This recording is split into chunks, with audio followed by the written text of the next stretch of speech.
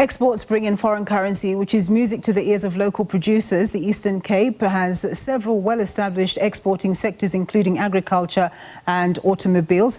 The province also boasts 3 harbours facilitating exports. The province wants to accelerate its exports as it aims to grow its economy. An export symposium hosted by the Eastern Cape Development Corporation is underway in East London.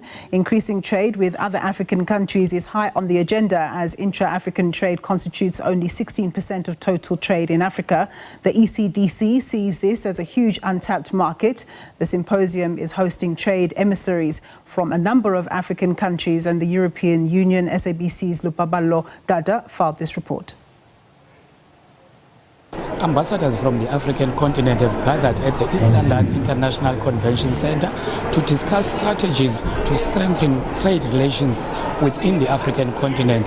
The aim is to create jobs by focusing mainly on the existing and the new markets. But for a more in-depth on this conversation, I am joined by Head of Trade at the Eastern Cape Development Corporation, Mr. Pagamisa George. Sir, thank you very much for your time. Kindly tell us what will be happening here for the next 2 days. Let me hold it for you. Yeah. The ECDC has created a platform for global buying networks to interact with the Eastern Cape producers, enterprises that are intending to export, existing and new exporters. And we are looking into getting them to get information on the new trade opportunities that are happening in terms of the conferencing side. A lot of speakers, industry experts will be talking about those opportunities and how to deal with both tariff and non-tariff barriers. But also COVID has created opportunities on the use of digital platform to expedite trade and lower the cost of doing trade. And we are hopeful that with the collaborations and the sessions, business to business session, we'll have more collaboration around the development and the use of digital platform to advance trade. There is also opportunities that we are creating, as we see the exhibition stand here, of Eastern Cape enterprises to talk to the focus on Africa. There's Kenya here, Ghana, Cote d'Ivoire, Togo, that are looking to buy Eastern Cape produced goods. And we've now also married trade and investment. There are companies in the Eastern Cape that wants to look into Africa to set up plants in the African continent for the purpose of producing and exporting from those countries to the global world. So it's a mutually beneficial type of setup that we're trying to see happening out of here, and more trade deals. There's going to be MOUs that have been signed between the Eastern Cape and various countries that are in here to expedite and make the process of doing trade easier for our enterprises. Let's talk about the products. What sort of products that the Eastern Cape has that are needed out there by other countries? A lot of countries, especially from African, they're looking at technology, machinery.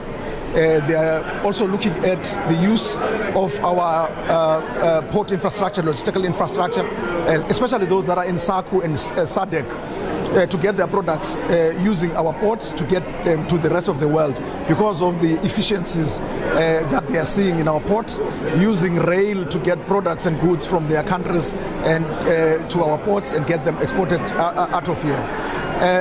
But there's more here. Products that are going to be here, dairy products, would see a lot of representatives from citrus, deciduous fruit that will be selling to the rest of the world, and more importantly, automotive and automotive component manufacturers. We are a leading province of producing red meat. You'd see in the exhibition here that we've got a company all the way from Kuwait that have set up plant here to produce and process meat to the UAE. So those are the products that we want to showcase to the rest of the world that the Eastern Cape has on offer, and more importantly, tourism, the beauty of our province to the rest of this African continent and the world, for them to come and visit our shores. Talk to us about how much does the Eastern Cape export in terms of, if you can quantify that in terms of percentage. Yeah, in the last quarter of 2022-2023 financial year, the records is that we had about 27.3 billion value of export to the rest of the world, but it's growing. But I think what more importantly, we had more than 4% recovery from COVID-19. Remember, there was a lot of negative outputs and impact on the GDP during COVID-19. But now we're slowly seeing recovery on the value of export and more than 4% recovery. And we're hopeful that it will increase to between 7 to 10% by the end of this year. And platform like this will also contribute towards a speedier and a bigger rate of growth of the GDP because of more export getting out of the Eastern Cape to the rest of the world. Now let's talk about the Russia-Ukraine crisis. What sort of opportunity did it bring for developing countries such as South Africa? A lot of opportunities. EU approached us on the 30th of June 2022 in Port Elizabeth, Gqeberha.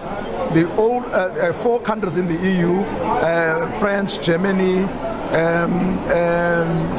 I'm not sure, they came to approach us to say we need more products from agriculture, grain, cereal, seed oil, for cooking oil that are in short supply in the EU, food products from agriculture and beverages.